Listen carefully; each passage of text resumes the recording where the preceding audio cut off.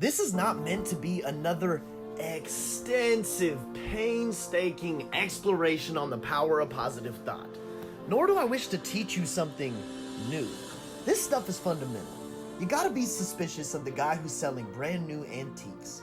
My goal is to spark the flame and rekindle what you already know by reorganizing your thoughts in a fashion that serves you. You should not feel like life is happening to you, victim. Life should be happening for you, victor. What you focus on is what you see. Perception is literally everything you have.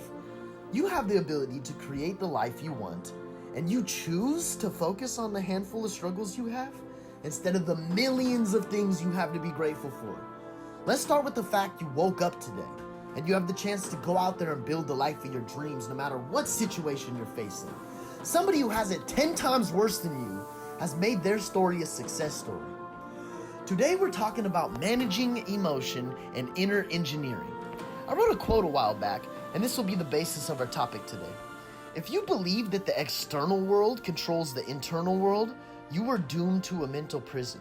See, in America, we think we have to fix the external world in a certain fashion that makes our internal world happy. If you're always waiting for the job, your girlfriend, your friend, anyone to make you happy besides yourself, let me tell you, you're gonna be waiting forever. Life was never gonna organize itself perfectly the way that you desire, but you have the ability to organize your emotions the way so you can always be in a state that you desire. Those that believe that the body controls the mind are trapped inside of a physical prison. Some people, when they're hungry, they eat as soon as they're hungry. They have no control of their sexual desires, no control. Their body, when it tells them they're hungry, they eat. We have the ability, unlike animals, with mindset, to choose to control the body. No, this is not good for me. I need to be on a diet. I'm not going to eat. I'm going to eat less. So I'm going to choose to do this. We have the ability to be in control over the body.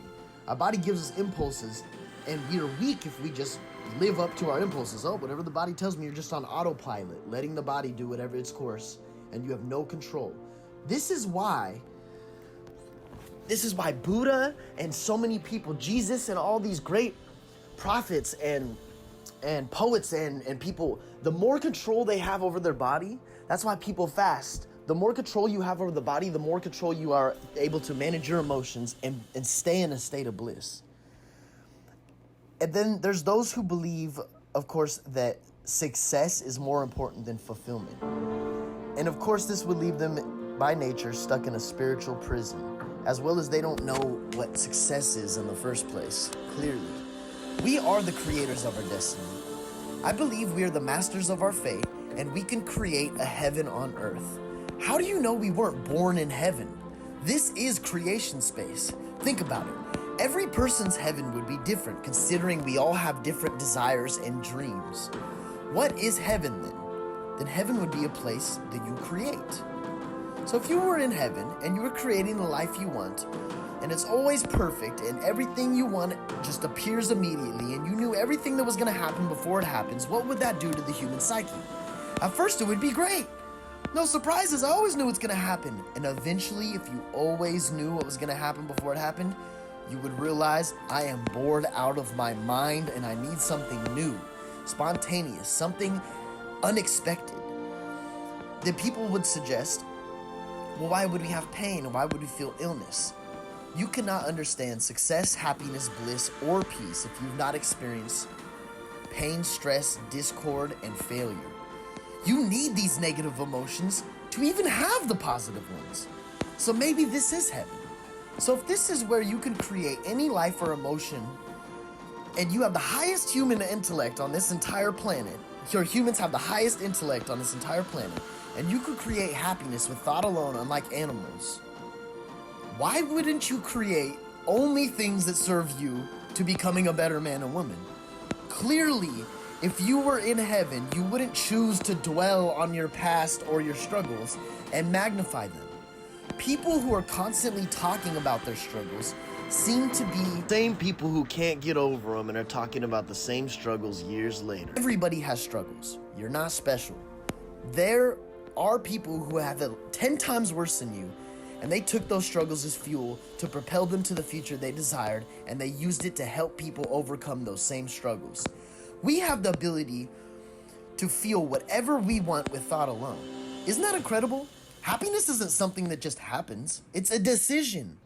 Yet we decide to focus on our struggles, confined by our mind, shackled by a dormant soul, allowing the body's desires to control you. If you do not practice control over your subconscious mind, and in fact will practice self-control over you. Jung said if you do not learn how to control the subconscious mind, it will control you and you will call it fate. We tend to overcomplicate our happiness. We have shortcuts to anger and stress and a dirt road to happiness. They are all decisions. Pain, pleasure, faith, fear, love, hate, victim, victor. These only exist in your perception with the exception of extreme physical pain, starvation, or illness. And even with those, with thought can be managed to an extent. There are yogis that undergo surgery in a meditative state as opposed to using anesthesia. It boils down to a choice. Isn't that amazing that unlike animals, we can choose one from the other by using our intellect? It's absolutely incredible. There's an inevitable dualism bisecting nature in every aspect. Good, evil, up, down, odd, even, man, woman, God, devil, even down to the positive and negative protons and electrons that make up everything that exists. See, there's a perfect balance that exists in nature. Here's a good example. There are these amazing creatures, I don't know if you've heard about them, they're called phytoplankton. And once upon a time we thought the rainforest were the lungs of our earth, when in fact they only produce about 27% of our oxygen. Majority of our oxygen comes from these marine algae, and phytoplankton produce about 70% of the world's oxygen. Let me tell you a story. In the Sahara Desert, hundreds of thousands of years ago was once ocean floor thriving with these phytoplanktons. Now, hundreds of thousands, maybe even millions of years later, it has become a desert. So you have camels that kick up the ancient fossilized remains of these phytoplankton into the air, which then sandstorms carry that old phytoplankton remains that have vital nutrients 5,000 miles away to the Amazon rainforest, where raindrops collect the iron and the nutrients that the phytoplankton contain to fertilize the Amazon. And then the decomposed remains of plants and animals on the floor of the Amazon wash into the water, and those are nutrients that these new phytoplankton thrive on. My point is that everything in this world is a perfect balance to it. If we were turned on our axis a little bit more to the left or right, half the world would be frozen and half on fire. Everything is in perfect harmony. And when animals suffer too, but they suffer only when physical harm and pain have been inflicted on them. We, by thought alone, endure suffering. The beauty is we can choose bliss simply by thought alone. You can think of a beautiful time and feel it. Every human emotion has an equivalent chemical reaction. It means we can be in a state of bliss and peace simply with thought alone. So if the creation is perfect, and you have the choice to be in a blissful state 24/7 and make your experience here pleasant, now why on earth would you choose to create painful experiences that are literally killing you? Yes, literally killing you. Stress pumps cortisol and adrenaline into your body, breaks tissue down, and allows disease to thrive. See, this once was useful for us. When we were running from predators in the wild, we had to activate a fight or flight system. Adrenaline would take place so that we could properly fight or flight. The thing is, we've gone so soft in America. The same chemical reactions take place, but the outside experience is nothing the same. All it takes is for someone to cut you off on the road or piss you off on social media, and nonetheless, the same chemical reaction is sustained. And then we continue to think about the stress, which means we are sustaining a fight or flight system, which animals do not do, because no animal or nothing can sustain in a fight or flight system for long periods without the body destroying itself. But we choose because with thought, we keep reliving the traumatic experiences, thinking it's protecting us, but really we're just suffering from our own intelligence. Your intellect has turned against you. No matter what you're going through, you have the ability to induce peace with thought alone, to think thoughts and create its equivalent chemical compound. We have imagination, which can be used to create the life worth living and meaning, and then create a plan and then change your life. A sloth can't one day decide, I want to be a lion, and then eventually it comes into fruition if enough diligence, persistence, and action takes place. That being said, also, there's no lion that's worried daily that, I hope one day I'm going to become a successful lion, and then activates his fight or flight into anxiety attack and then takes no action to become the best lion it can be because it's frozen out of fear from thought alone. You see, us humans have the potential to adapt and change our direction immediately. We do not have control over the wind, but we can always adjust our sail to use the wind to head the direction that we want to go. But none of us grow to our full potential because it's limitless. Isn't that astonishing? Have you ever heard of a tree growing half its potential? How much does a tree grow? As much as it's possible for it to grow. For us, we have not found what a human is capable of becoming. There is a bottom line, but there is no top line. So we have unlimited potential. We can create with thought alone to create a blissful state for us. We can use our imagination to create the life we want and make it a reality.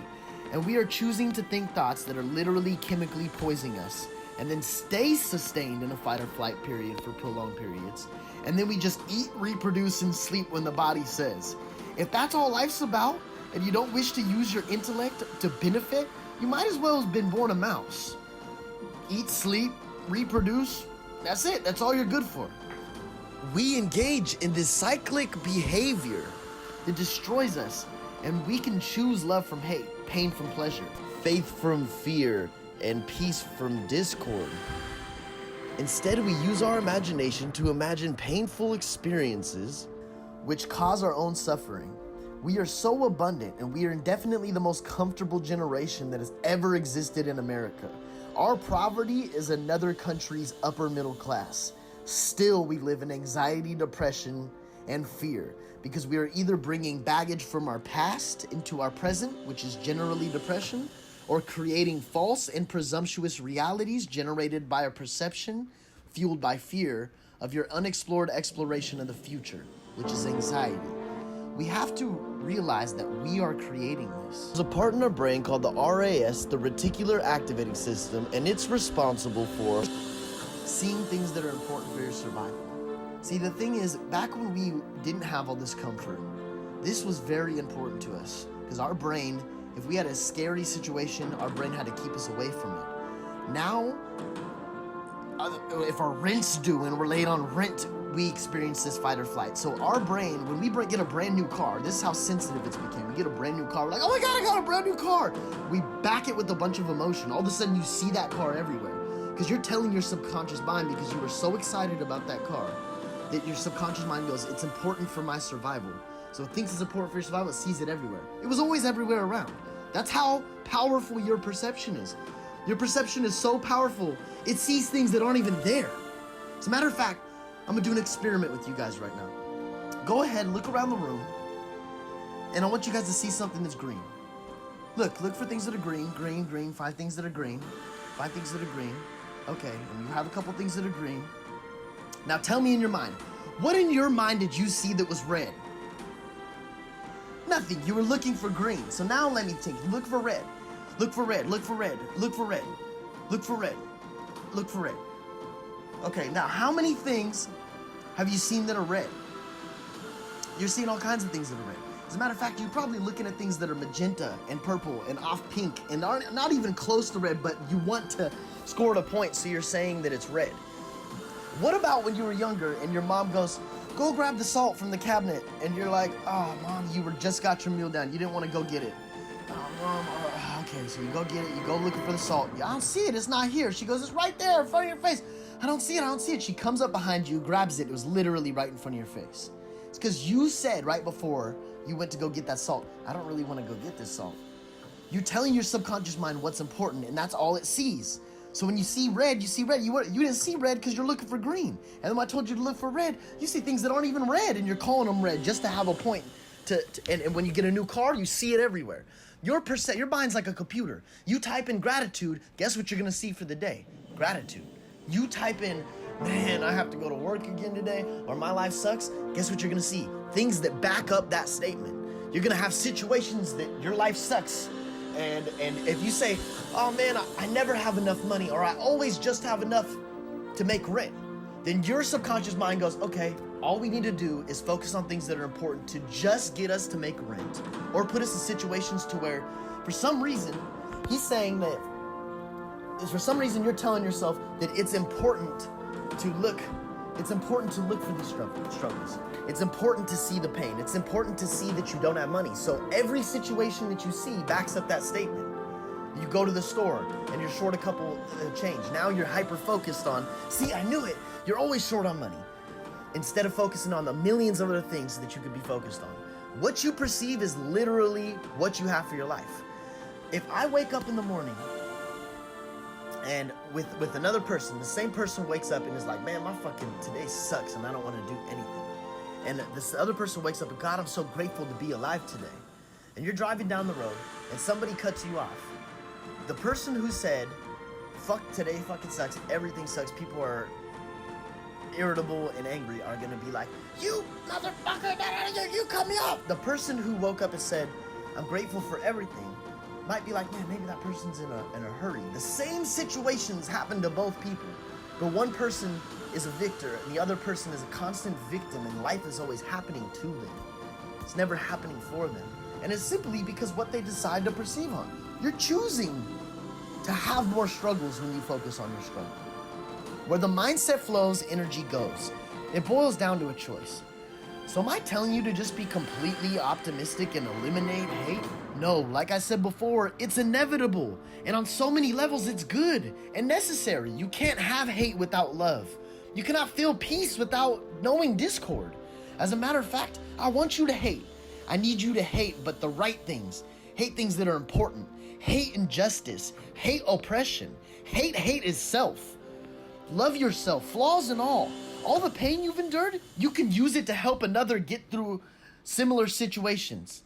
Embrace your scars. They give you character.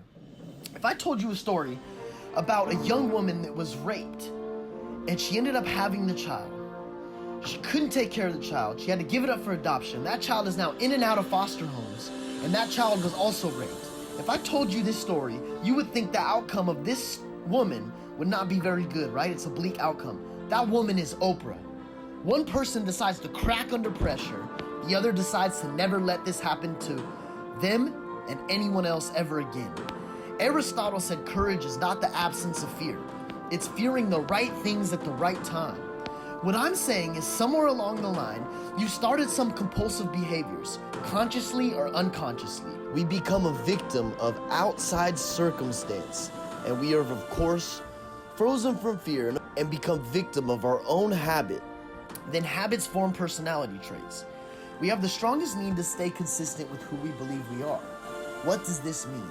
This means that we have been wired to be addicted to your negative, impulsive thoughts and behaviors. We let the body take control. Did you know that the fat is an organ, and when you start burning it, it puts off hormones that sends signals to the body, makes you crave fatty foods to keep the fat alive? Your body is your subconscious mind, and it's become your boss. You're stuck in autopilot, consuming, reproducing, eating, and sleeping. You have this amazing intellect, and you're using it just about as much as an earthworm. We in America live in a fast-paced, consumer, materialistic society. We wish to organize the outside world in a way that brings peace internally. Do you not see a problem with this? Looking for the answer from God, the government, a higher salary, everything. You want to look for everything, the solution for everything, except for use this unbelievable, amazing intellect you have to gain control over your own emotions and elevate your consciousness. You want to fix everything else but that, and that's the only problem you really have. You know there are millions of books of people who have come from nothing, and they tell you step by step how they built their fortune. And people don't read it. It's a fucking mystery to me. You have 24 hours in the day to devise yourself in the man or woman you wish to become, and you decide to just be on an autopilot day in and day out, just surviving but not really living, with no goals, no aspirations. I don't know what I'm gonna do today. We need to learn to monitor our thoughts and reorganize them in a fashion to where life happens for you, not to you. You can choose to focus on gratitude and see gratitude. You can give love, and when you give love, guess what you feel? Love. So you can get what you want and give it at the same time. Being grateful for life itself and being in a beautiful state is not the end goal. I believe this is the first goal. This is fundamental to success. Happiness and joy is what it is, your birthright. You should be choosing this. This is not when I be successful, I'll be happy. When I accomplish this thing, I'll be happy. No. Happiness is the fundamental. That's the first step. If you cannot master your emotions and get happy first, you can never receive success. You will never become anything more. You keep waiting for the outside world to organize itself in a way to make you happy. It's never gonna happen that way. You have to trade your expectations for appreciations and your frustrations for fascinations. Where you are in your life is a collection of thoughts that grew into manifested themselves into action and became your experience. Like a garden, your mind needs to be intellectually cultivated. You wouldn't just let weeds run forth if you were intelligently cultivating your garden, correct? Absolutely not. You would take the utmost care to make sure you're cultivating the fruits and plants that you want the way that you desire. You wouldn't just let the weeds run forth. The man who is up at 4 a.m. before the rest of the gardeners has an amazing advantage over the rest of the gardeners. There's a story about the preacher and the gardener. The preacher walked by one day and saw this man with this beautiful garden. He came to the man and said, "Wow, what an amazing garden God gifted you with." The gardener said, "You're absolutely right. Without the sun and the seed and the soil and the transformation powers that God uses to create, I would not have this garden that I have. But you should have seen this place when he had it all to himself." You see, the prayer is the actual action. You're not even really praying if you're not taking the action. The prayer is in the action. Manifestations without works is dead. It's pretty much just watching a weight loss video and you thinking you're going to lose weight simply by watching the weight loss video. That's what a lot of these gurus and sages and people are coming up and saying now, that the law of attraction works in a way to where you just think about the things you desire and they just magically fall into your lap. I'm not here to talk to you about some magic formula or some positive thinking bullshit. No, this is how the human psychology works. You are what you perceive, so be careful what you perceive. Action and self-discipline are the only cure-all, and we're supposed to use our perception like a paintbrush. And if you have to choose something, I suggest choosing gratitude. It's a good place to start. If you start focusing on gratitude, it builds like a muscle. And you start finding things that you're grateful for every day that you forget, man. Doing unbelievably hard, strenuous labor work can be fun if you think about it in the proper way of perception. For example, you may hate to run, but if you return to a paraplegic today, I bet you would wish, man, I wish I could just run one more time. The way you think of things is exactly the way you see life experience. So you're going into work not, thank God I have legs and arms and an able body that I can actually go make a career and I'm healthy enough to work. You're looking at it, oh my God, this is so hard and labor intensive and I don't want to do this. Your perception is the only reason why you're struggling in your life. Good news, it could be the reason why you have so much exuberance and success and love and happiness in your life and fulfillment. See, we humans, we need to be able to grow in order to feel fulfilled. And so if you're not growing, you're dying. No matter what, those weeds are going to come forth. So if you're not intelligently cultivating your garden, it's going to grow forth anyway. And then you wonder why you are in the situations that you have, why you're always behind on rent, why your life always seems to be hard, and all these bad things seem to be happening to you. Yes, unfortunately, it happens to people who think like you do. One of my favorite motivational speakers, Jim Rohn, was talking about the Christian church when they had their first sermon.